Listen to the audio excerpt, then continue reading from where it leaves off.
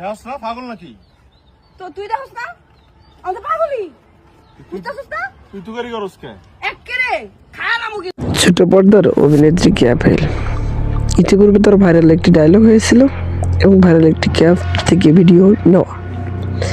এটা নাটকের শুটে তার অভিনয় দেখে চেনা যাবে না, সেজন্য একটা নায়িকা দেখে মনে হবে সাধারণ কোনো এক মধ্যবিত্ত পরিবারের কোনো মেধাহীন এক মানুষ, যা পাগল নামে পরিচিত। এই অভিনয় যেন তাকে ফুটে তুলেছে, যে অভিনয় শুধু অভিনয় নয়, অভিনয় একটা চিত্র, আর্ট, যা মানুষকে বোঝানোর জন্য অভিনয় একটা যেন শিল্পী। এই অভিনয় নিয়ে গড়ে উঠেছিলেন কেয়া পায়েলের জীবন।